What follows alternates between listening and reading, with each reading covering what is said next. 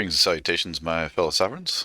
This is the Vocational Science of Freedom Wednesday night open roundtable, and tonight we're going to be continuing our reading and analysis of the Magna Carta, the Great Charter of Liberty laid down in 1215 AD.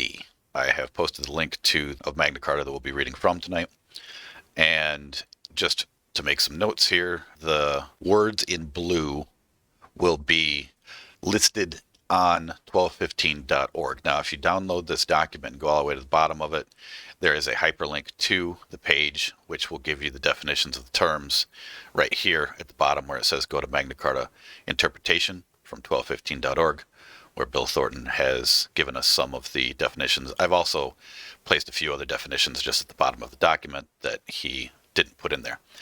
So we left off at Article 40. So if you guys want to scroll down to Article 40, this is where we left off. And a few other notes here.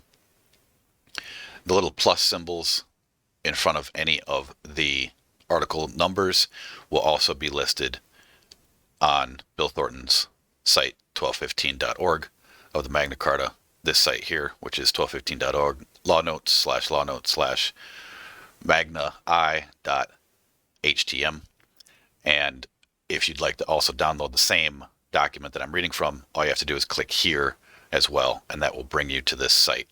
And the explanation of some of the articles that Bill put in here are right underneath that section.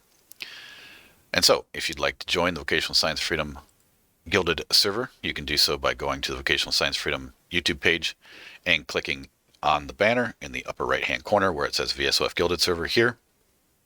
You'll then be prompted to answer a few questions, and then we'll get you in as soon as we can. And if you'd also like to join the Vocational Science of Freedom on Gab, our Gab group is 30721, and we've also now uploaded everything as a backup onto Rumble that was uploaded onto YouTube, just in case the YouTube censors decide to knock us out for any reason. Okay, so off to the Magna Carta. Article 40. To none will we sell, to none deny, or delay right or justice. So let's go click and check the article from 1215.org. So what this means is free justice without delay. The government will assume the entire cost of prosecution. This is where we get our right of speedy trial from. This was where it was established in the common law. So where you have the right to speedy trial under the constitutions, both state and federal in America, this is where it came from Article 40 in the Magna Carta, because you cannot deny or delay right or justice. So you can't just throw someone into jail and leave them there for 2 years and then decide to have the trial later. No, that would be a trespass upon his substantive rights to a speedy trial, to have someone, whoever the accuser is, whether it be the government or someone else, they have to have that speedy trial, and if they do not, that's a denial of what's called due process. That's part and parcel of the due process rights, is to not deny or delay right or justice. And also what it truly means when this says, to none will we sell, technically what that means, and this is obviously something that they're not doing any longer, they've basically gone against, because all these court systems are now private for-profit courts with their own Dun & Bradstreet numbers, and they're all literally selling justice, which is a violation of the common law, which is the Magna Carta, or at least this is where the common law was established first down and written with the Magna Carta. Not to say that there wasn't common law prior to the Magna Carta, but it was the first time in history where it was actually written all down. So when they say to none will we sell, technically in America, we're supposed to be able to go to our own courts and open up our own courts of record and not have to pay any clerk anything to be able to do that, because they're supposed to be there as public servants, and the courts are supposed to be open and public. And they're not supposed to be private for-profit courts, which they all are now. And just to make another point about that private for-profit system is that the courts have separate purses from the state, meaning that all these district and circuit courts in the state are not being run by the purse or those who pull the strings of the money, right? They're not directly connected to the state. They are their own little separate entities. And so therefore, they do not have 11th Amendment immunity. So I just want to make a point about that, that if you come up against a court, one of these private for-profit courts, for whatever it may be, traffic ticket, so on and so forth, that they're trying to fine and fee you for the use of your own property, you can sue the courts directly because they do not have that 11th Amendment immunity. So, okay, so with that, that's Article 40. So let's continue. 41. All merchants may safely and securely go out of England and come into England, and delay and pass through England as well by land as by water, for the purpose of buying and selling, free from all evil taxes, subject to the ancient and right customs, meaning the ancient and right customs of the merchant. This is a description or a reference to the law merchant, because merchants have the separate laws. It's the aspect of the law merchant. You could also call it Roman civil law. And nowadays, what now you could see is the global law merchant would be the UCC, the Uniform Commercial Code. So when it says subject to the ancient and right customs, that's talking about not taking away the rights and privileges that the merchants had to do everything that they had, bring in their goods, sell their things, use the ports, so on and so forth. So that's what that's in reference to. Okay, to continue. Save in time of war, meaning if there's a war on, well, then this doesn't apply anymore. And if they are of the land at war against us, and if such be found in our land at the beginning of the war, they shall be held without harm to their bodies and goods, meaning you can't harm the merchants and you can't take their stuff, right? Until it shall be known to us, our Chief Justice, how the merchants of our land are to be treated, who shall at the time be found in the land at war against us.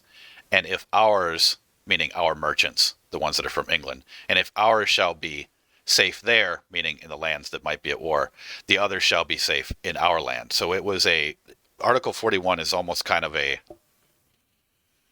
it's almost an international merchant treaty, if you will, in a certain sense, that they say, okay, if your merchants are over here doing stuff, we're not going to mess with them, as long as you're not going to mess with our merchants that might be conducting commerce in an area, even though the two countries may be at war with each other, which, say, like a good example would be France and England, because they did that a lot.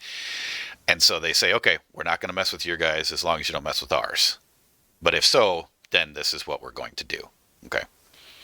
So that's 41. 42. Henceforth, any person saving fealty to us may go out of our realm and return to it, safely and securely, by land and by water, except perhaps for a brief period in time of war. Again, this is, if we're at war, then, things change. For the common good of the realm. But prisoners and outlaws are accepted according to the law of the realm. Also people of a land at war against us, and the merchants with regard to whom shall be done as we have said, meaning what we were just talking about in Article 41. Okay, so, henceforth any person saying fealty to us. So anybody that's sworn an oath to the king, and again, I have to reiterate this, whenever it says in the Magna Carta, when it refers to us or we or our, it's talking about the king's men. It's talking about what the crown's going to do or not do. And it does not, and it usually is separate from the barons. And a lot of the times you'll see that in the Magna Carta when it talks about the barons separately from the king. But, so he's talking about what we shall do, so what the king may do. So, they're all good. You can go in and out of the realm anytime you want to, but prisoners and outlaws are accepted. So prisoners and outlaws have different rules, right? So if you're a prisoner or you're an outlaw, well, then you can't just go in and out of the realm.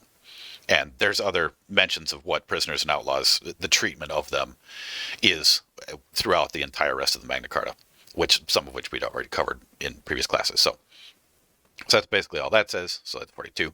43, if anyone hold from any escheat as from the honor of Wallingford, Nottingham, Boleyn, Lancaster, or other escheats which are in our hands and our baronies, and shall die, his heir shall not give another relief, meaning have to pay anything else to us, nor shall he perform for us other service than he would perform for a baron if that barony were in the hand of a baron. So, and that's in reference to knight's scoage or knight's fealty, to have to say, okay, if you were a knight and someone was a baron or the king granted you some land to be a knight so that you could have the income necessary to purchase your armor and have your war horse and all the other things that you need to eventually go to war if the king summoned you. Those things shall not be different from what the barons may ask of you. All right, so that's what that whole part is about there. Now let's go look up just, again, the blue. Let's check at the bottom and go look up the word a sheet so everybody knows what that means. So a sheet. Right of the lord of a fee to re-enter upon the same in which it became vacant by the extinction of the blood of the tenant. The lords owned the lands, or the king owned the land. And under the feudal system, you had to pay fealty, or you gave a fee oath to your landlord, which is where we get the term from. And if the tenant died, then the lord would come back in and re-enter the same when it became vacant by the extinction of the blood of the tenant. By the blood of the tenant, meaning he didn't have any male heirs to then continue the oath and continue to take care or have that same, what was called a holding, from the king or the baron. So this went by consanguinity. It went by blood. So if you were a tenant on a baron's land or the king's, father died, you would be the next one that would then inherit that fee to be able to then continue whatever your father was doing for the king or the baron at that time. But if not, then it would go back to the baron or the king. And that's the aspect of an escheat. When the lands, and you can, and there, by the way, to make a point about the whole word escheat, you will find in various different state statutes, even in America, where they talk about the land to escheat back to the state, right?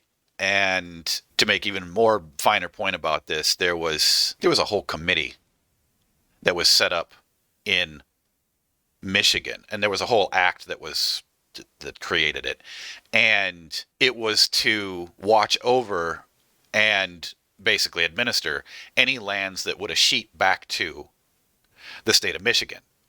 And it was interesting, this little creation that they did back then.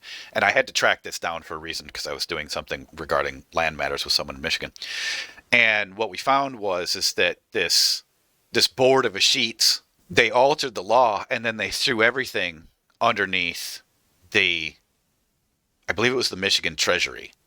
It was either the Michigan Treasury or the Secretary of State. Might have been the Secretary of State. But I just found it interesting that they were still using this aspect that, okay, if there's no heirs, that the land will then escheat back to the state. And remember that in America, the states themselves, Michigan, Illinois, whatnot, the governments thereof, the constitutional republics that we set up, we the people, ordained and established and set up, they have the same functions, as long as they're acting according to the common law. They have the same functions as the king would have had at the time when we're reading documents like the Magna Carta. So things like a sheet. So if there's no heir, the land escheats back, and then basically what the state would do would then be to auction it. So it goes back to the people.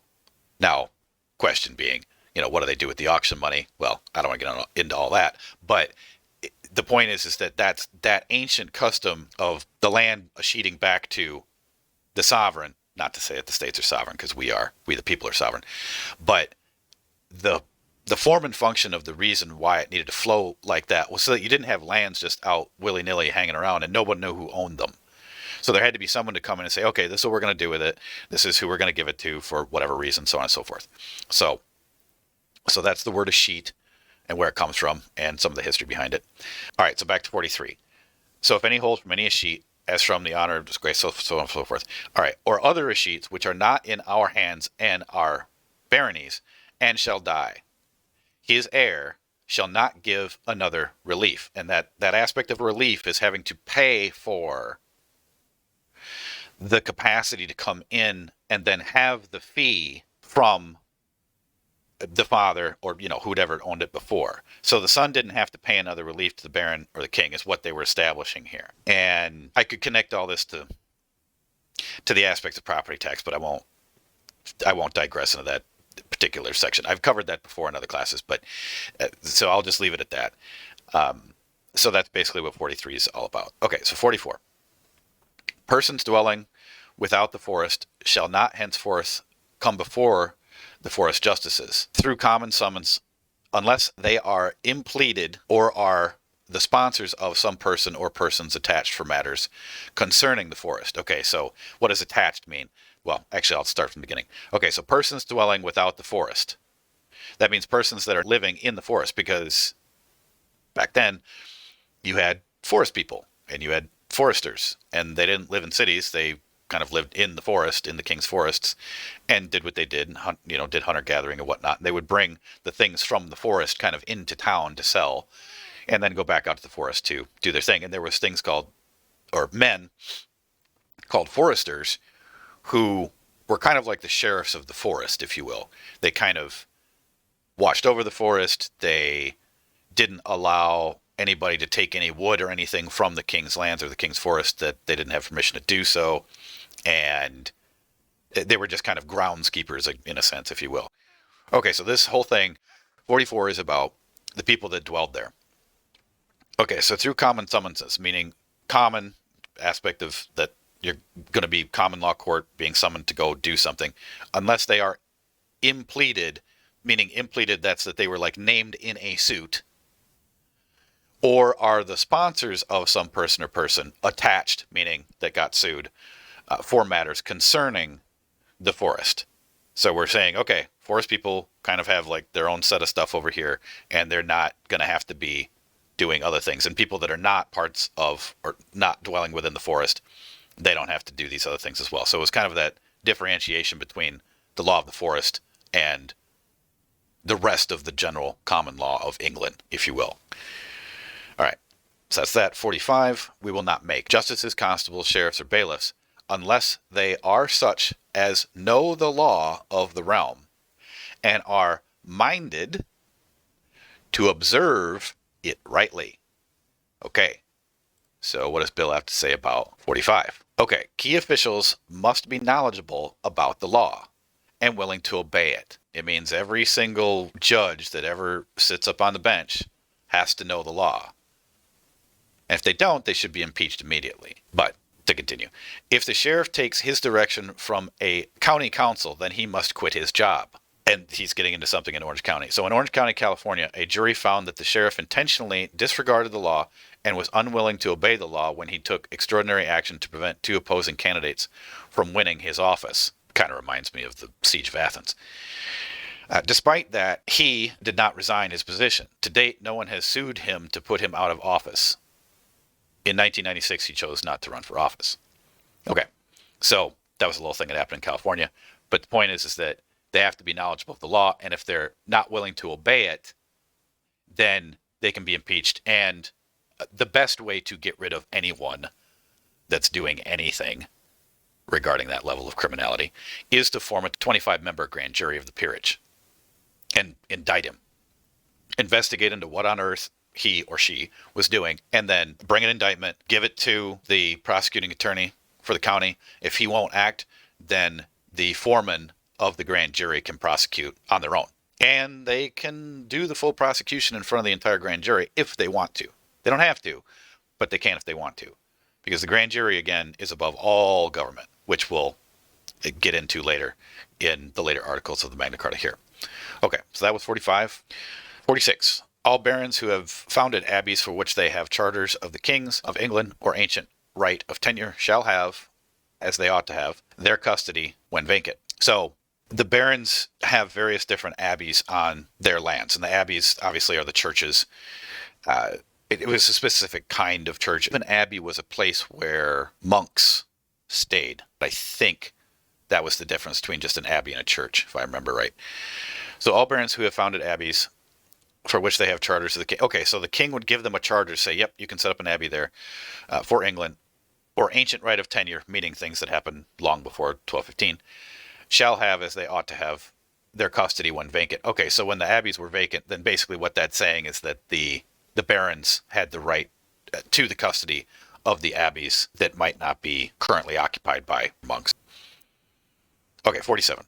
All forests constituted as such in our time shall straightway be annulled, and the same shall be done for river banks made into places for defense by us in our time. So I'm not, okay, all forests constituted as such in our time. I'm not exactly sure what they're getting at there. If they're describing, or if they're talking about areas which were considered to be the king's forest in our time shall straightaway be annulled. Sounds like there was some sort of, I don't know what that's in reference to, unless there was some strange goings on where King John was possibly just declaring certain areas of the barons' lands to be the king's forests, maybe. That's what it sounds like, but I'm kind of speculating there. And at the same time shall be done for riverbanks made in places for defense by us in our time. Okay. Not exactly sure what 47 has to do with, so... But, okay, so be it. More knowledge could be sought on number 47 as to exactly what it means. And Bill did not have a reference to 47, so... just to make another thing about the Magna Carta, there is another document which I will make sure to upload onto the mega folder for this class, which you'll be able to find in the show notes underneath the description for if you're watching this later on Odyssey or YouTube.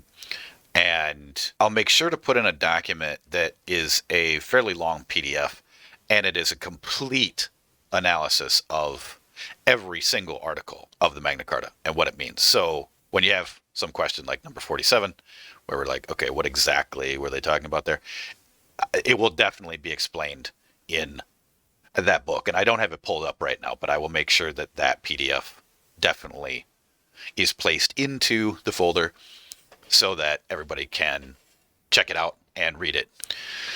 Okay, so 48. All evil customs concerning forests and warrens, and concerning foresters and warreners, sheriffs and their servants, riverbanks and their guardians, shall straightway be inquired into in each county, through 12 sworn knights from that county, and shall be eradicated by them entirely, so that they shall never be renewed, within 40 days after the inquest has been made, in such manner that we shall first know about them, or our justice, if we not be in England. Okay, this is where you get the establishment of the petite jury. 12 sovereigns getting together and taking care of stuff in the county. Okay, so what are they talking about here? Let's go back to this again. So all evil customs. Now, again, this might be one of these things where you'd have to go back and check in the book, which I'll put into the link, what exactly they're calling an evil custom. But whatever they're laying down, they're basically saying, nope, we're going to get rid of all that. And they shall straightaway be inquired into. Now, an inquiry, or an inquest, if you will, is basically their equivalent of just what we would call now in modern day a investigation. So the 12 knights were supposed to go out and then find out what was going on, and then the 12 knights could straightaway eradicate the evil customs, whatever they're referring to, entirely, so that they shall never be renewed within 40 days after the inquest has been made. So they did the inquest, meaning the investigation. They sat down as a 12-member petite jury, took care of whatever they said they needed to take care of, and then they were needed to report to the king or to the justice if we not be in England, that means if the king was abroad, then they were to report whatever they did to the king's justice. So this is where you have the establishment of the petite jury to take care of business in the counties. Okay, 49. We shall straightaway return all hostages and charters which were delivered to us by Englishmen as a surety for peace or faithful service. So anything that any hostages that the king was holding at the time, the barons were saying, okay, enough of this shit. You're going to make sure that you free all these people. Might have been political prisoners. Who knows? Again, this is part of the part in history that would be completely laid out in the book, which I'll make sure that I give the link to. Because like I said, there's a lot of historical things that were happening at the time here that aren't instinctively put out when you just read the Magna Carta. So this is probably one of those times. So basically the king's saying, okay, anything else that might have happened, or the charters which were delivered to us by Englishmen. So a charter could be a lot of different things, and they differed back then from what would be chartered now. But one of the things that you want to think about, charterability in its sense, are things like corporations, or even chartered expeditions, right? Which were usually done by what was called a letters patent. So anything that the king chartered, basically allowed to happen, which were delivered by us by Englishmen for a surety for the peace or faithful service. So basically they're saying, okay, we're going to use these things as a surety for the peace, being that these things have value, and they were going to say, yep, all these things are okay, and we're going to straight away take care of these things, and so that there's surety of the peace, basically of the whole realm, but this was probably more specifically to the peace between the barons and the king. So, okay, number 50. We shall entirely remove from their bailiwicks the relatives of Gernal de Athos, so that they shall henceforth have no bailiwick in England. Erland de Cygnus, I guess you'd pronounce that. Andrew, Peter, and Gowan.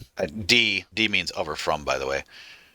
So Goyan of Chancellus, Goyan of Cygnus, Geoffrey of Martin and his brothers, Philip, Mark, and his brothers, and Geoffrey his nephew, and the whole following of them. Whole following of them, meaning would be all of their men and people and their suite, which was then shortened to suite. But the suite was everyone that followed around a nobleman, basically.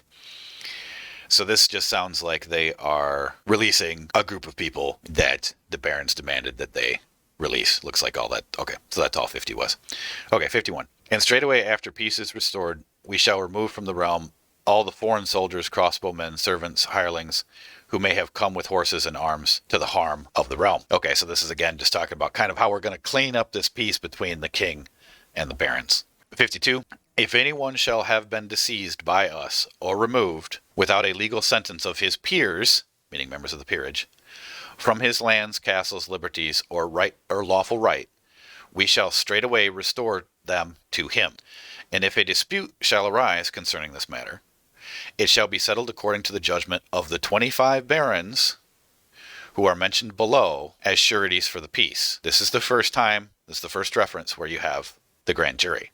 That's what they're referring to. And we'll get to how the 25 barons are to be organized and so on and so forth later. But this is the first time that the establishment of the grand jury was ever laid down in writing as far as the common law was concerned. This is the first reference of it. Okay, to continue.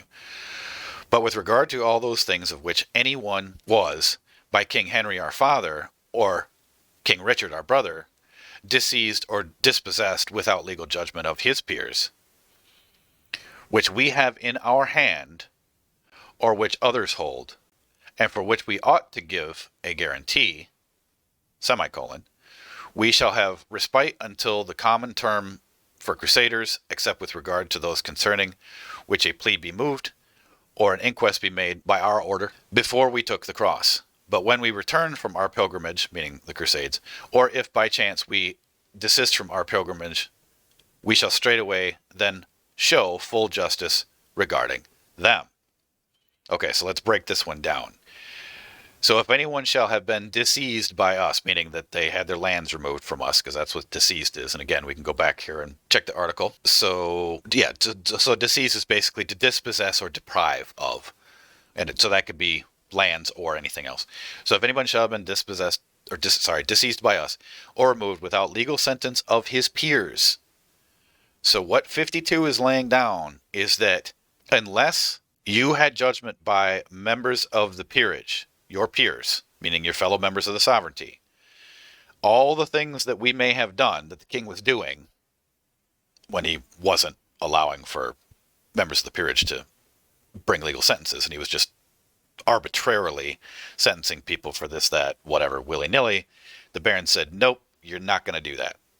There's no way that we're going to allow you to just do whatever you feel like doing. And to make a modern analogy, if you will, it's very much like doing executive orders from the President of the United States. They're just willy-nilly things that are under auspices of Reconstruction Acts and the fact that we're still under martial law from the Civil War, and that after 1871, that the District of Columbia became its own little corporate entity. And that was where they focused and shoved everything underneath that then corporate government for everything that was bankrupted in the Civil War. And the president basically just acts like a dictator in throwing out these executive orders that can do all kinds of various different things, but they have no power under the common law. And so Article 52 is kind of that same thing. The parents are saying, we pretty much had enough of this shit, King. And you're going to make sure that legal sentences of members of the peerage are how we're going to deal with this from now on. Okay, so that's basically the starting of it. The starting of the grand juries. And then the crusade part is, we shall have respite until the common term for crusader. So, meaning, if we were off on crusade, you have to give us time to get back to take care of that stuff. And we shall have respite until the common term for crusaders also is a way of saying that if anybody else is off on crusade, you can't do anything to them, basically, or their lands or their castles until they get back. So, okay. So that's 52. And so there's a reference to 52, and it says, the civil grand jury is the surety for the peace. Any problems with government must be resolved by the grand jury. The civil grand jury has the last word, no appeal. Okay, that's another good point. So it says that we're going to be doing this by the 25 barons, as stated below, and there's no appeal about what's going to happen regarding that. Because again, like I said, the barons were more than a little bit pissed off about what the king was doing and saying, nope, you're not going to do this anymore, and we're going to have this surety of the peace, which is the grand jury, which is, again, we'll get to in a second. Okay, so that's 52. 53. We shall have the same respite, moreover, and in the same matter of showing justice with regard to forests to be annulled and forests to remain, which Henry our father, or Richard our brother, constituted, and in the matter of wardships of lands, which belong to the fee of another, wardships of which kind we have hitherto enjoyed by reason of the fee which someone held from us in military service, and in the matter of abbeys founded in the fee of another than ourselves, which was the reference to the abbeys above already stated, in which the lord of the fee may say that he has jurisdiction, and when we return, that would be returning from crusade, or just being abroad, if we desist from our pilgrimage, we shall straightway exhibit full justice to those complaining with regard to these matters. So those complaining, those bringing suit to the king with regard to these matters. So the aspect of the matter of showing justice with regard to forests to be annulled and forests to remain, that was the article that we spoke about, how they were going to reorganize the forests. So this does give another historical reference as to probably that was what was going on. After reading that part of that sentence, yeah, that sounds like what was going on. That the king was probably just declaring other lands that probably belonged to barons to be part of the king's forest, and the barons had pretty much had enough of that. So yeah, it's a fairly good analogy. Again, we'll have to look that up, but that sounds like what was going on. Okay, so which Henry our father, Richard our brother, constituted, and in the matter of warships of lands which belong to the fee of another, warships of which kind we shall hitherto enjoyed by reason of the fee which someone held for us military service. Okay, so again, this is getting back to making sure that there is a very clear system of who is going to inherit the fee, and that, particularly from someone held in us for military service, they're making sure that the knight's fees are not altered in any way, shape, or form, and also in the manner of the abbeys founded in the fee of another than other than ourselves, which was spoken of before, so that, because the abbeys held a lot of lands themselves that were to take care of the church, to take care of the abbey and the monks and the people that were there. Okay, so all of this in the feudal system had to be laid out in a way that it was written down once and for all, and so there wasn't going to be any more conflict between the barons and the king, which is what we've been seeing through this whole part. So, okay, so that's what 53 is talking about. 54, No one shall be taken or imprisoned on account of the appeal of a woman concerning the death of another than her husband. Oh, that's an interesting one. Huh. So basically what that says is that no one's going to be imprisoned upon a woman's testimony concerning the death of anyone, for the exception of her husband. So, yeah, that pretty much put all women in the position where none of them could testify except for the concerning a death, except for their husband. So there were probably, yeah, a lot of people crying wolf, I guess you would say. But obviously that does seem ridiculous now, and of course it is, because all you need is any two women can go to obviously any court and say, hey, we saw that guy shoot someone. Obviously, so this whole thing is now no longer a part of the common law, but it is interesting that they were doing that back then. I don't know what other reason there might have been, perhaps if people were trying to use women to make false accusations, possibly. That could have possibly been what's going on, but okay. All right, so be it. That's 54, so 55. All fines imposed by us unjustly and contrary to the law of the land, and all amercements, and again, I'm sure I'm butchering the pronunciation of that word. We had this discussion a few classes back, so I'm not exactly sure how to pronounce that. Made unjustly and contrary to the law of the land shall be altogether remitted, or it shall be done with regard to them according to the judgment of the 25 barons mentioned below as sureties for the peace, or according to the judgment of the majority of them together with the aforesaid Stephen, Archbishop of Canterbury, if he can be present, and with others whom he may wish to associate with himself for this purpose, meaning whoever else the Archbishop wanted to have around him for basically his advisors, for that particular purpose of dealing with this issue. And if he cannot be present, the affair shall nevertheless proceed without him. So if the Archbishop can't show up, the 25 barons will still take care of it. In such way that if one or more of the said 25 barons shall be concerned in a similar complaint, they shall be removed as to this particular decision. Okay, so what that's saying is that this part is saying that if it's one of the barons that the indictment or the investigation of the 25 members, meaning the surety of the peace, the grand jury, is that they have to be removed as to that particular decision. So they cannot sit in on their own decisions, which makes perfect sense. Okay, and in their place, for this purpose alone, others shall be substituted who shall be chosen and sworn by the remainder of those 25. Yeah, okay, so that's logical. Okay, so let's see what Bill has to say about 55 here. So unjust judgments are unlawful and can be ignored or invalidated by the grand jury. Okay, that makes sense. I'm sure there's a lot more. There's obviously a lot more in here than just that, but that is an interesting point. That unjust judgments are unlawful and can be ignored or invalidated by the grand jury. Now, to make a very specific point about the invalidation part, as to a historical bit of jurisprudence that the colonists used, was this little interesting thing called a writ of attaint. Now, a writ of attaint is a fascinating little bit of remedy, because what you can do with a writ of attaint is you can write up a writ of attaint and then bring it to a grand jury, as long as they're, a proper 25-member grand jury. And what you do with a writ of attaint is you say, hey, grand jury, this other court over here did me wrong in this way and that way and this way and that way.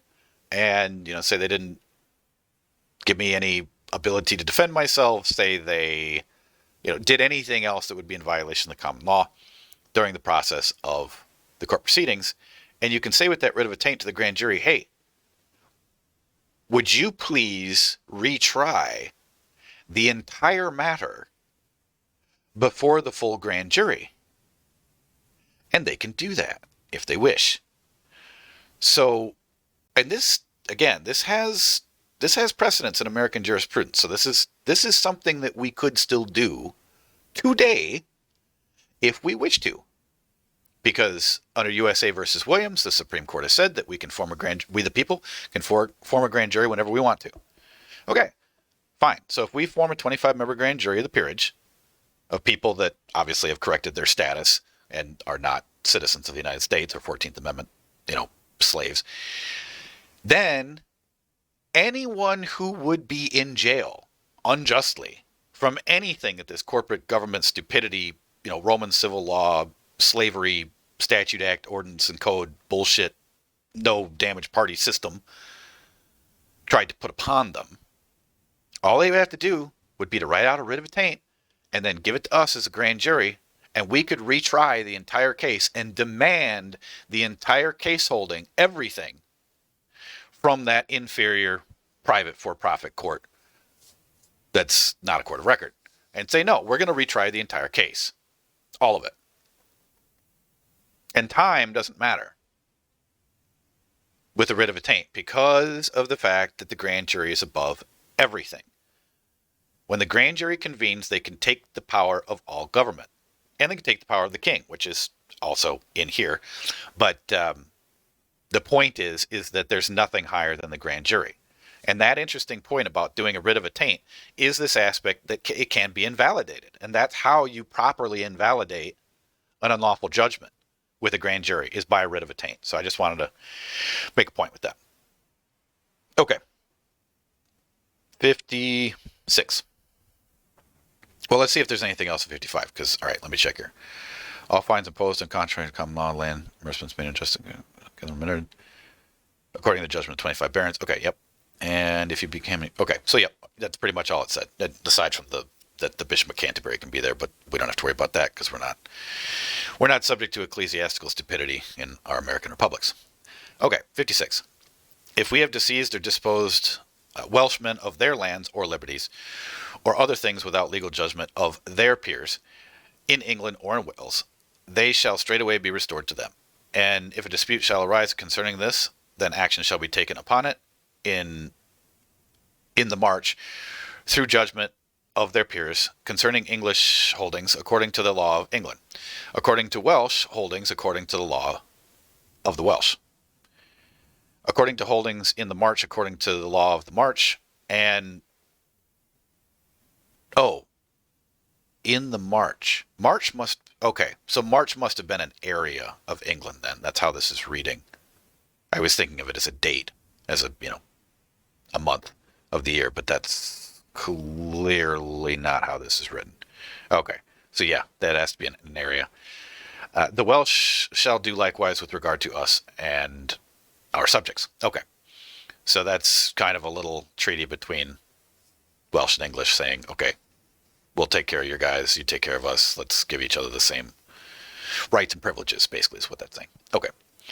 57. But with regard to all those holdings of which any one of the Welsh has by King Henry our father or King Richard our brother, diseased or dispossessed without legal judgment of his peers, which we shall have in our hand, which others hold, or for which we ought to give a guarantee, we shall have respite until the common term for crusaders, except with regard to those concerning which a plea was moved, or an inquest made by our order before we took the cross.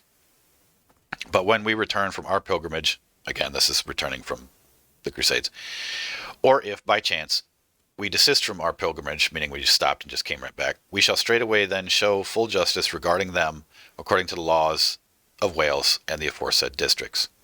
Okay, so this is just kind of repeating, and again, you can hear this same language as to what they're going to do to fix everything, because the same language was also spoken in a few articles above, particularly like how it starts out, if they're diseased or dispossessed without legal judgment of his peers. So again, it's going back to the establishment of that you have to have the capacity of a jury, members of the peerage, to decide anything against you. And it's not just going to be the king, willy-nilly saying, well, we're going to take this from you, we're going to take that from you. Nope. Sorry, king. That's not going to happen anymore. Okay. 58. We shall straightway return the son of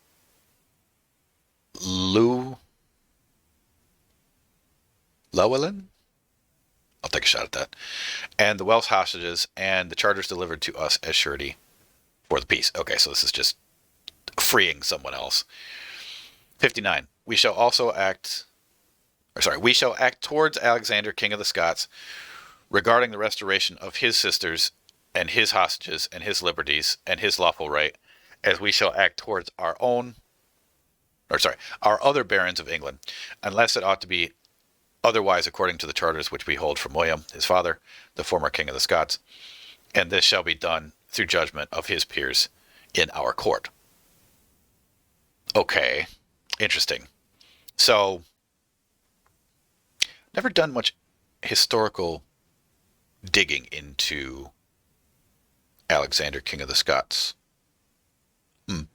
I should take some time to do that because I don't know who that man was.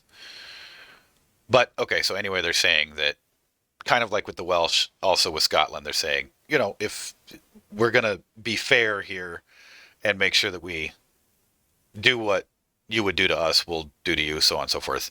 And this shall be done through judgment of his peers in our court. So they're kind of saying, or the king is kind of saying, it'll be done through the members of the peerage of Scotland, but at our court. So that's kind of an interesting give and take, if you will, I suppose. So, okay, 59. All right, 60. Moreover, all the subjects of our realm, clergy as well as laity, shall, as far as pertains to them, observe with regard to their vassals all these aforesaid customs and liberties which we have decreed, shall, as far as pertains to us, be observed in our realm with regard to our own. So that's kind of, Article 60 is kind of a bookend, if you will, for the entire Magna Carta.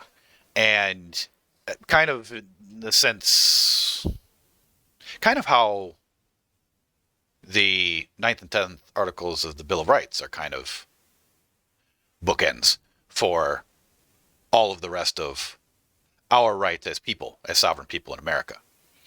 So, just to reread it again, moreover, all the subjects of our realm, clergy as well as laity, shall, as far as pertains to them, observe, with regard to their vassals, all these aforesaid customs and liberties. So everything above this, everything that we wrote down in the Magna Carta, which should be the aspect of the common law, which we shall have decreed, shall, as far as it pertains to us, be observed in our realm with regard to our own. So it's also saying that the king is subject to everything that was just laid down. So like I said, 60 is kind of like that bookend where it's like, okay, this is how we're going to kind of finish this up. But there are a few more, so it's obviously not finished there, but the rest of this, we'll get into it. And I believe 61, so that was 60. So 61, this is where they actually establish what the grand jury is. Okay, so 61.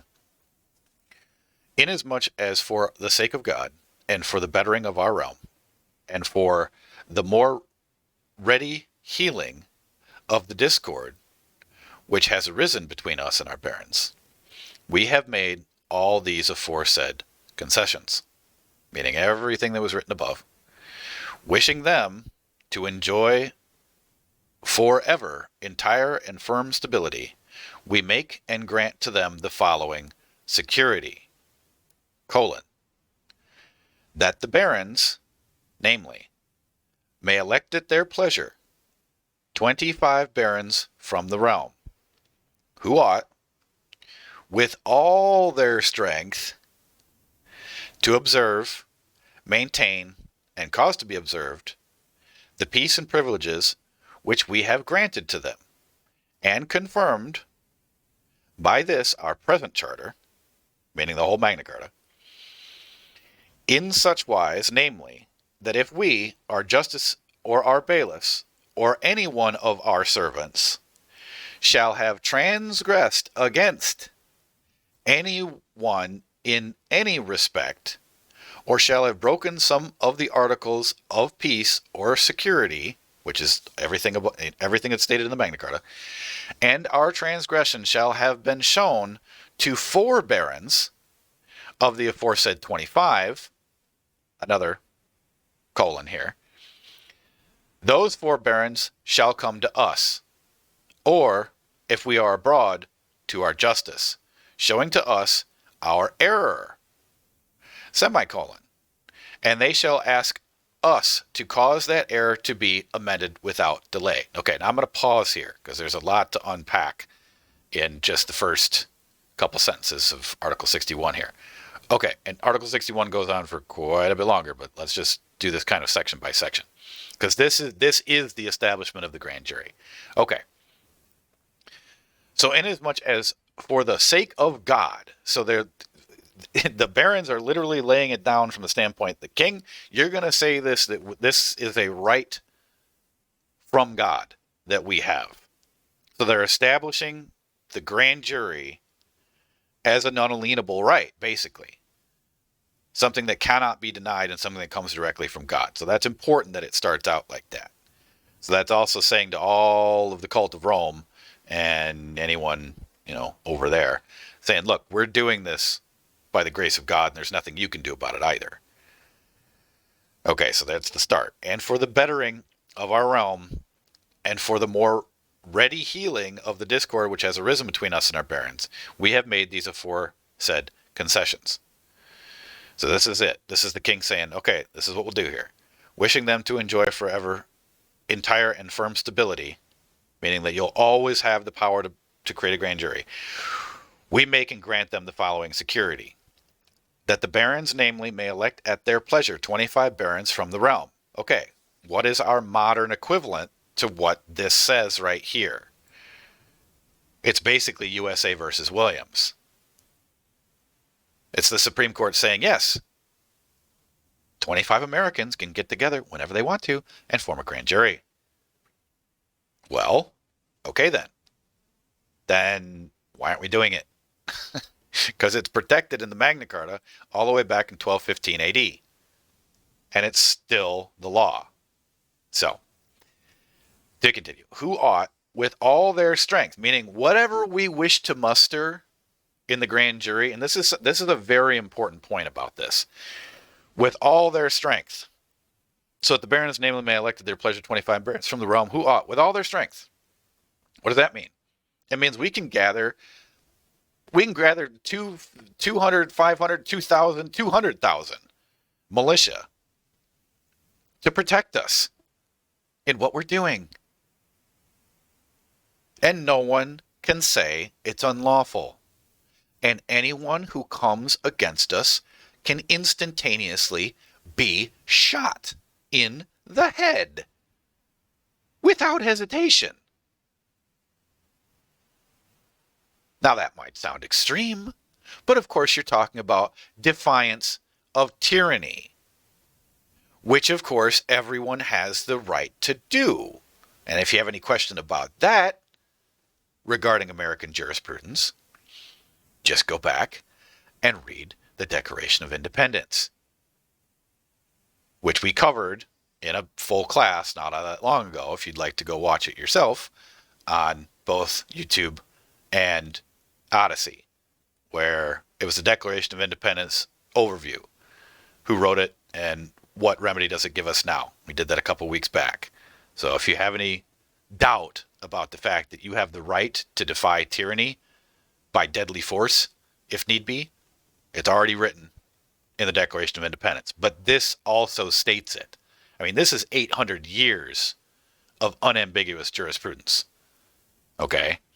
So, with all their strength, to observe, maintain, and cause to be observed the peace and privileges which we have granted to them, and confirmed by this our present charter. So, every single thing, every single right that's stated in the Magna Carta can be and must be maintained and observed by the grand jury with all of our strength to do so.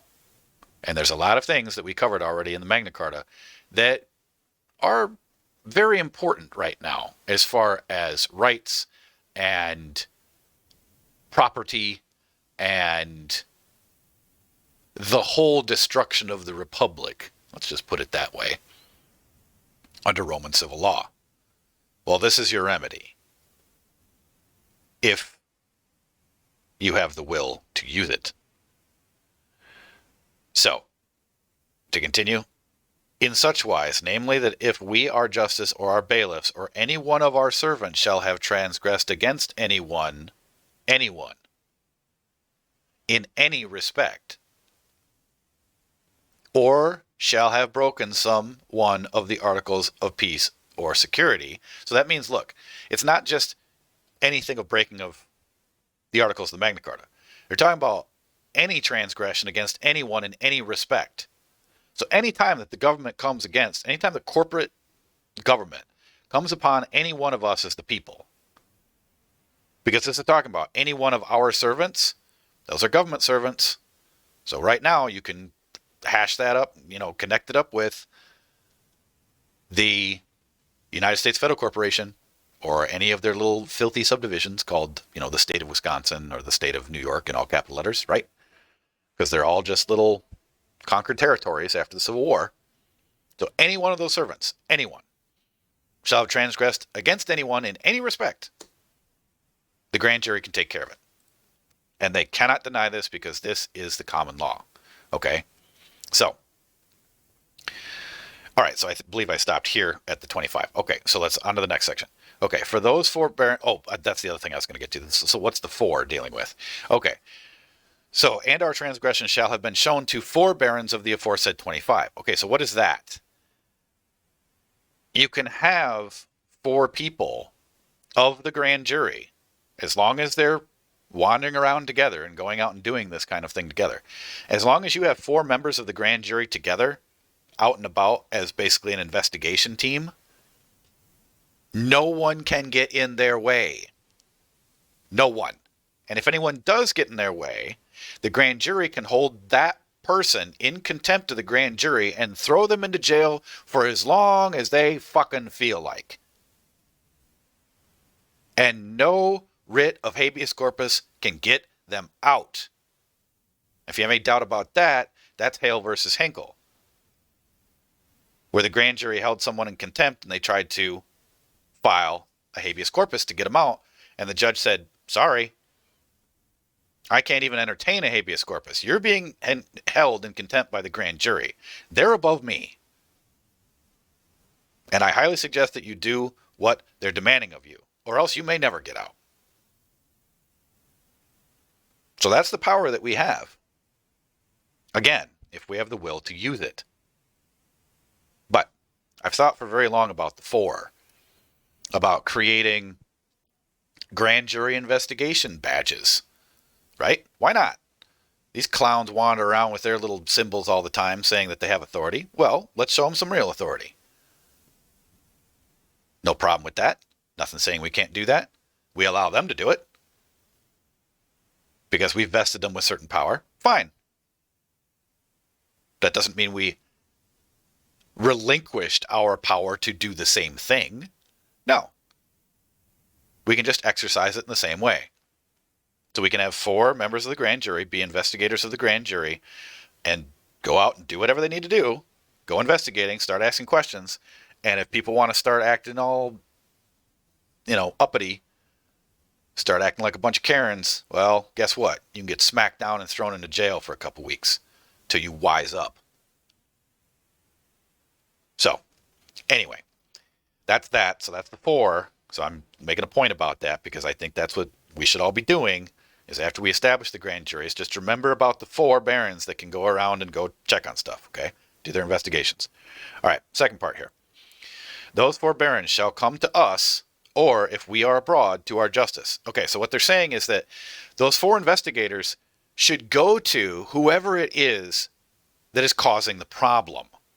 So if the 4 grand jury investigators come across a problem, like say, a private for-profit court might be running a racket where they're generating hundreds of thousands of dollars a year in traffic tickets without any of those people ever proving that they were actually engaged in commerce.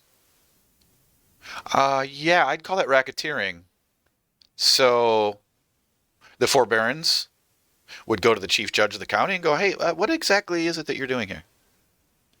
Because this is this is that, this is this is that. So now explain to us. What are you doing?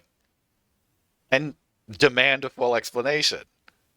right? And they're going to have to come with reasons, like, well, all the people enter into contract because of the driver's license, and that then gives us the capacity to go and police them, or whatever excuse that might come flying out of his mouth. But the point is that you can just go shake them up a bit. And go, and what is your 501c3 organization, Judge? Where's all that money going, right? You can do things like that. You can investigate their finance. Because a grand jury can investigate anything that they want to. They don't have to have a reason. They can just do it because they feel that something might be wrong, right? Okay, so continue. Get off my soapbox here. Okay, so those 4 barons shall come to us if we are abroad to our justice, showing to us our error. Right? So what are you doing wrong? Hey, shouldn't be doing that. Hey, what are you going to do about it? Okay, you're not going to change your ways? All right, we'll indict you. And then shall ask us to cause that error to be amended without delay, meaning stop it. And if we do not amend that error, or, we being abroad, if our justice do not amend it, within a term of 40 days from when the time it was shown to us, or, we being abroad to our justice, the aforesaid 4 barons shall refer the matter to the remainder of the 25 barons. And those 25 barons, with the whole land in common, meaning every single human being in the county, shall distrain and oppress us in every way in their power. That literally means that the entire full power of the American sovereignty can completely get behind the grand jury and arrest everybody in the county if they want to. Because that's what that means, everyone. With the whole land in common, everyone can come help the grand jury imprison every single filthy Roman civil law scumbag, communist attorney and judge out there and throw them directly into prison without hesitation. That is literally what that just said. Now, namely, so they can oppress us in every way in their power, namely by taking our castles, lands, possessions, and every other way that they can, until amends have been made according to their judgment. Meaning, whatever the grand jury decides, they can take every single piece of property of every single judge, every single attorney, every single cop that they want to. All of it. Saving the persons of ourselves, our queen, and our children. Meaning you can't harm them. Meaning you can't just go summarily execute them. But you can take all of their stuff. I need people to understand how powerful this is. And I need people to listen to this, replay it, share it with others, and go through every single part of this article.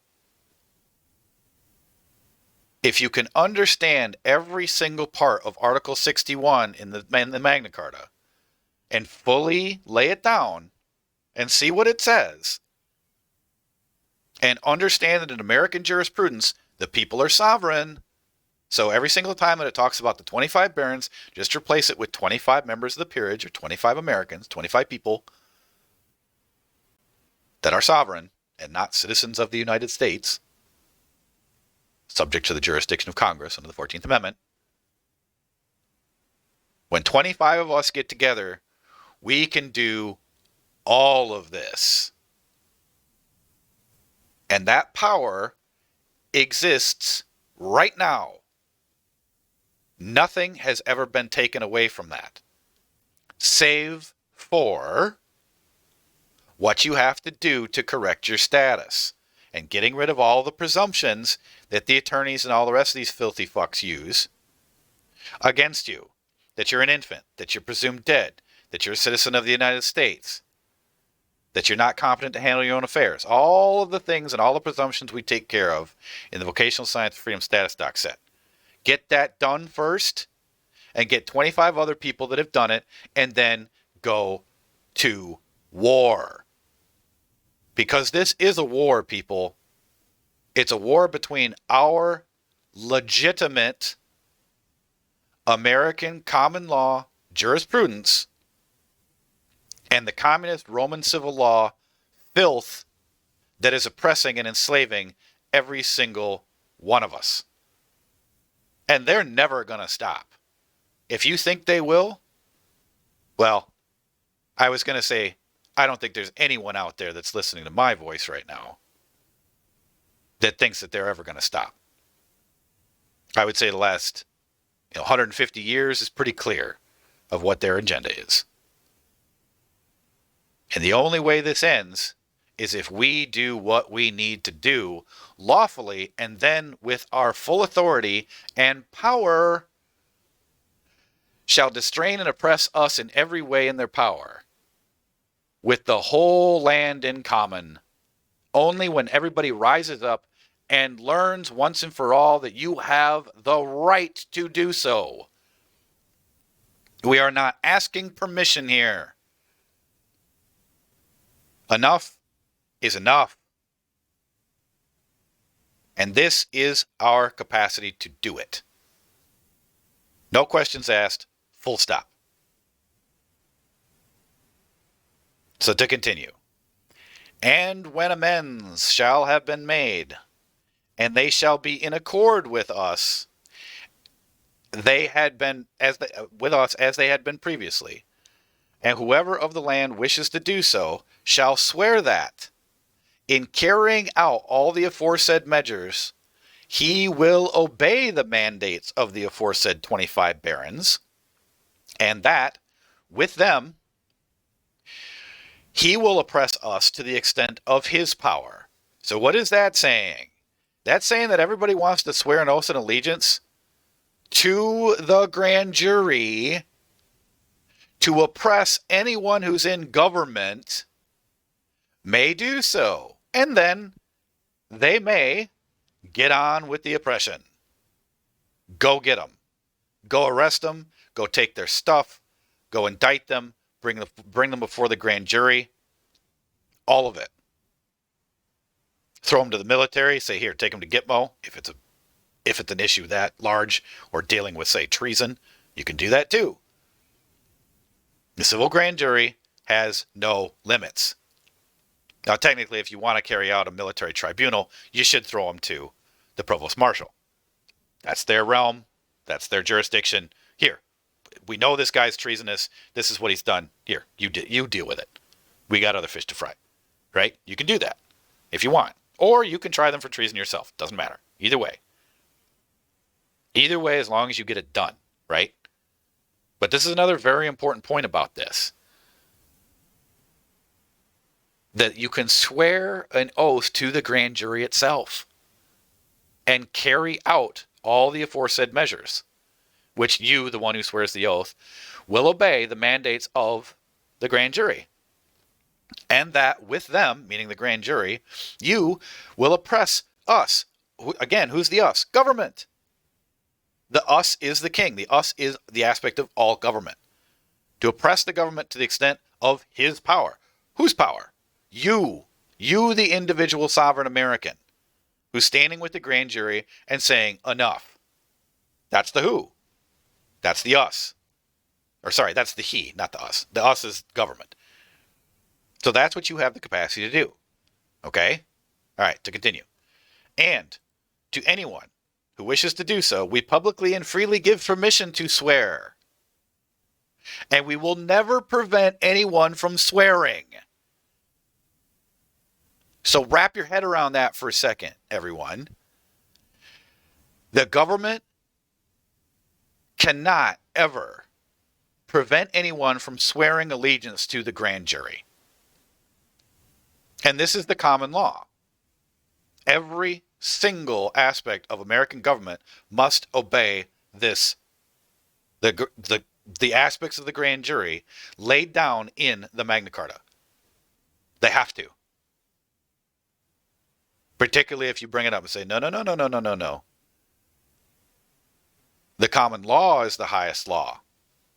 And just to make a footnote on that for a moment, you can find in pretty much every single state statute somewhere where it says that the common law of England shall be in full force and effect in this state until repealed or such and such, and some of the statutes have some more attorney phrases after that, meaning if we're going to alter it in our state as the basis of our common law and the people wish to do so, that's okay, we can do that, meaning that we can alter and switch things as we need to as Americans, right?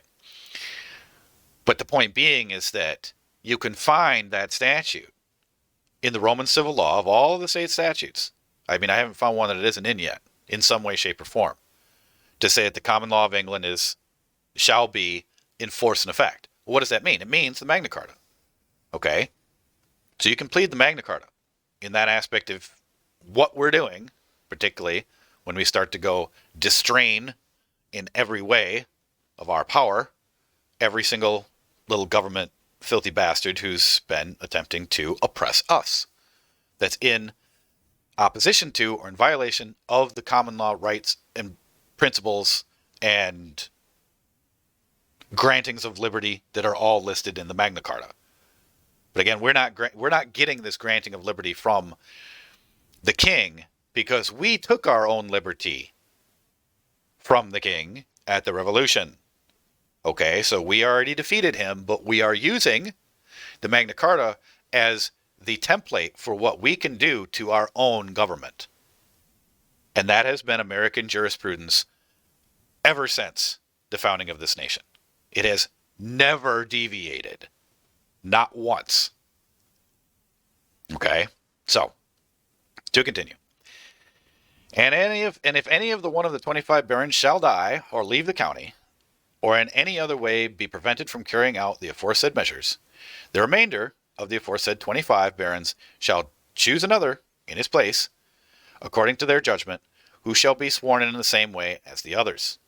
Moreover, in all things entrusted to those 25 barons to be carried out, if those 25 shall be present and chance to disagree among themselves with regard to some matter, or if some of them, having been summoned, shall be unwilling or unable to be present, that which the majority of those present shall decide or decree shall be considered binding and valid. Meaning you don't have to have the full 25. If somebody gets sick, if somebody can't make it, fine. You vote, and the majority takes care of it anyway. Just as if all the 25 had consented to it.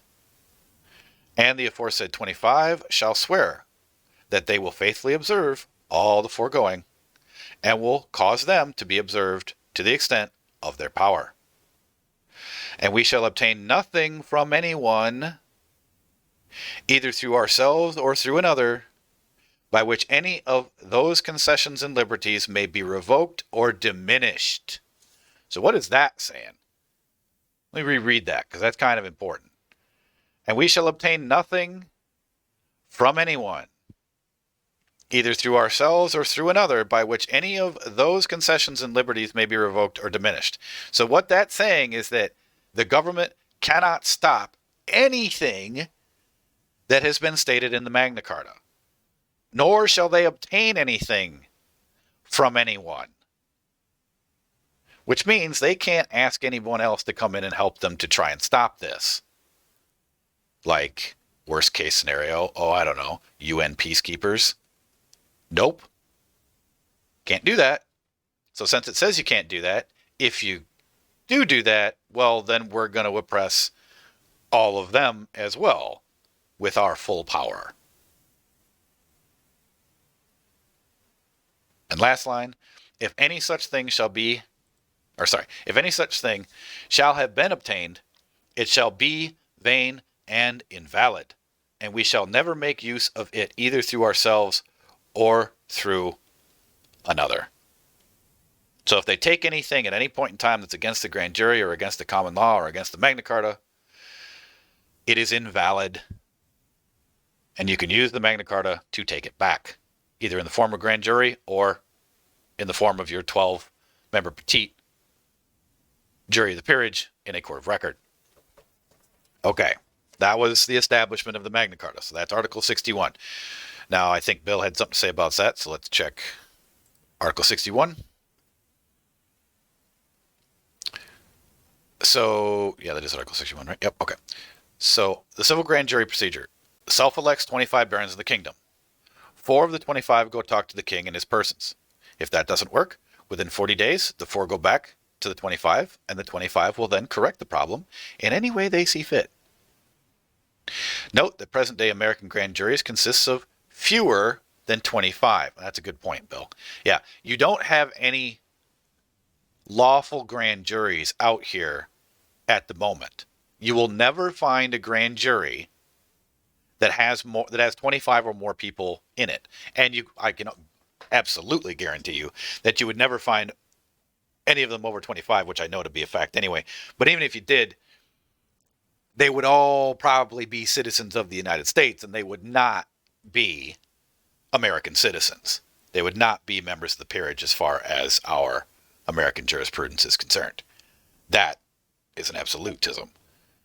So what basically has to happen is that the members of the Vocational Science of Freedom who have established their claims upon their estates, who have rebutted the presumptions, and who have corrected the public record as to who they are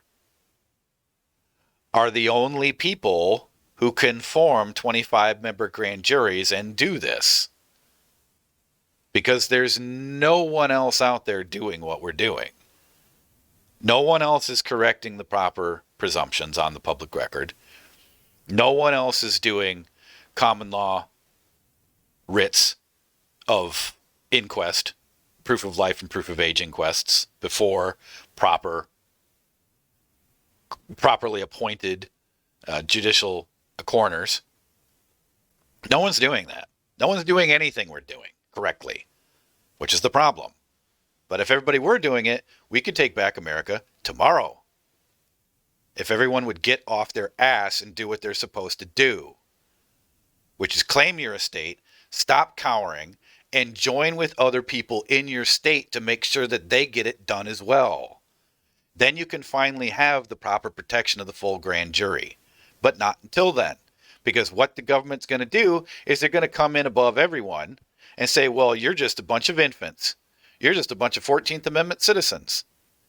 You're just a bunch of federal personnel, which is the term they give to everyone who has a Social Security number, which you get rid of as part and parcel of your Vocational Science of Freedom status doc set, because you revoke all contracts with the corporate state, which includes but is not limited to that. So, last little part from Bill. So, anyone that's not, so the grand juries that are out there are not legitimate, is basically what we're both saying. And so these are not true grand juries in the tradition of the Magna Carta. They are merely advisory grand juries, meaning that the government may lawfully ignore them, though it may be politically risky to do so, right? Because grand jury, even though it be an advisory grand jury, not a lawful grand jury of 25, they might get a little pissy and they might do some things to local officials that might cause some problems. But they cannot do what it says they can do in the Magna Carta unless they are members of the peerage and unless there's at least 25 of them. So that's Article 61. Probably, I would consider Article 61 of the Magna Carta to be the single most important article written in any lawful document in the entire planet. Right here. This is it. Not the Declaration of Independence, in my personal view. It's not the Constitution for the United States of America. It's not the Constitution for any state. It's not the Articles of Confederation. It is Article 61 of the Magna Carta. Because without this, everything else that I just mentioned has no higher authority keeping it in its place. because that's what Article 61 does. It creates that higher authority to keep everything else, all the other things that I just mentioned, all the other foundational documents and government, in the box, in its cage. And once it comes out of its cage, this is what we're supposed to be doing to put it back into its cage. Okay? So, all right, so that's 61. 62. And we have fully remitted to all and pardoned all the ill will, anger, and rancor which have arisen between us and our subjects, clergy and laity, from the time of the struggle. Moreover, we have fully remitted to all, clergy and laity, and, as far as pertains to us, have pardoned fully all the transgressions committed on the occasion of that same struggle, from Easter of the 16th year of our reign until the reestablishment of peace, in witness of which, moreover, we have caused to be drawn up from them letters patent of Lord Stephen, Archbishop of Canterbury, Lord Henry, Archbishop of Dublin, and the aforesaid bishops and master pontiff, regarding that surety and the aforesaid concessions. So what they're doing here, the barons are doing here, is saying to King John, all right, buddy, you're going to make sure that all of the rest of the clergy understand where their position is as well.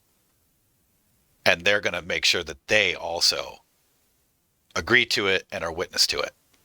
Because we're not going to have the church come back here and say that, we couldn't do this, even though that's technically what did happen. The cult of Rome and the Pope said, well, you made him sign it under duress. It's not a lawful contract. Well, okay, fine. He may have possibly had a point, but it doesn't matter because every single king after King John confirmed the Magna Carta with the document called the Carta Cartarum, which if you'd like to read, by the way, it is another important document, and it was done in 1297. And you can read it by going to the same 1215.org website and just clicking up here, and you can download it and read it. So once it got reconfirmed, it didn't really matter that the Pope and the cult of Rome and the rest of the clergy were slightly pissed off about what had happened. Too bad, so sad, done deal. Okay, that's 62. 63, which I believe is the last one, yep. So 63, and this is the final bookend, if you will. Wherefore we will and firmly decree that the English Church shall be free, and that the subjects of our realm shall have and hold all the aforesaid liberties, rights, and concessions, duly and in peace, freely and quietly, fully and entirely, for themselves and their heirs, from us and our heirs, in all matters and in all places, forever, as has been said. Moreover, it has been sworn on our part, as well as on the part of the barons, that all these above mentioned provisions shall be observed with good faith and without evil intent. The witnesses being the above mentioned, and many others, given through our hand in the plain called Runnymede, between Windsor and Staines, on the 15th day of June, in the 17th year of our reign, which would be 1215 AD. Now, there is one final thing that I have not brought up in these last 4 classes about the history of when the Magna Carta was written and when the barons did this basically to the king at Runnymede. Now it mentions here on the 15th day of June. Okay, well, an interesting thing happened earlier in the spring of this particular year. There was a conclave which was called. Somebody might be saying, what on earth is a conclave? Okay, a conclave is where all of the bishops and archbishops and all the rest of the filth of Rome decide to go to Rome to go do whatever nastiness they decide to do there during the conclave. Okay? Human child sacrifice and God knows what else. Okay, so they all left England to go very slowly to get to Rome. right? So they had to travel all the way through Europe and go down to Rome to go to the conclave. Well, what did the bishops and archbishops usually take with them? Well, knights. They had their own knights and they had their own groups of men at arms to protect them along the way. Okay. When you rid England of that much power from the cult of Rome, who supported John, guess what happens? The barons can take advantage of that. And that's exactly what they did. And no one that, aside from me, has ever seemed to want to put those two pieces of fact together and realize what had happened. They all went off to Rome. And the barons were like, great, gotcha. We'll corner you now and make you sign this thing while all of your buddies are away doing what they're doing in Rome. And that's what happened. So, last little historical point about that was very interesting. And when I came across it years ago, I thought to myself, wow, never heard that in history class before. But again, these very advanced courses in American jurisprudence, English jurisprudence, and the history of law is definitely not something that you're going to find any other place except the Vocational Science of Freedom. So speaking upon history here, this is just a little snippet of last bit of history. So King John's ascension, which means when he took the throne, was on May 27th, 1199, and he reigned for 18 years. Magna Carta was signed on June 15th, 1215, the 17th year of his reign. Henry III's ascension was October 28th, 1216. He reigned for 57 years. The Charter of the Forest was issued in 1217, which is another interesting document to go read. You should also go read the Charter of the Forest because there were some more interesting things regarding common law that were written down in the Charter of the Forest. I don't know if it was an afterthought after the Magna Carta, but they're still part of the common law. So it's another important foundational document of the common law that everyone should go read. Okay, so that was issued in 1217 as a supplement to the Magna Carta. It was confirmed by him in 1225. Some of the provisions omitted in the residues of the Magna Carta, which relate to forest matters, appeared in the Charter of the Forest. As I said, they kind of go together. So Edward I's ascension was on November 12th, 1272. He reigned for 35 years and reaffirmed the Magna Carta October 12th, 1297, the 25th year of his reign. And that, my friends, is the Magna Carta. And sorry, I haven't had chat up all night, but I'll take a look and see if anybody mentioned anything. Janice mentioned the common law from King John's third reign. Is that not anthem to the Constitution of the state being in full force? Yes, it is. Yes. That's exactly the point. Is that everything in the Magna Carta is and has to be pleaded, and we can do everything that's in the Magna Carta as if we were the barons spoken of within, because we are the sovereignty of America, of our own realms. We are the surety of our own realms. That's the point. Okay, so with that, I know we went a little bit over time, but that's just fine. I just want to get this all finished up for tonight. And so I thank everyone very much for coming, showing up, participating. And if you're watching this at a later time, also thank you very much. And please share this information with anyone else that you think might wish to learn it. And if you found this class to be informative, please like and subscribe to Vocational Science Freedom, because the more you learn, the more powerful you'll become. And so this will be the last class that I'll be doing for the year. So I will see everyone on January 4th, I believe. Have a great rest of the week. Have a great, wonderful holiday season. And I wish all of you a very happy Christmas holiday. So until then, stay safe and stay sovereign.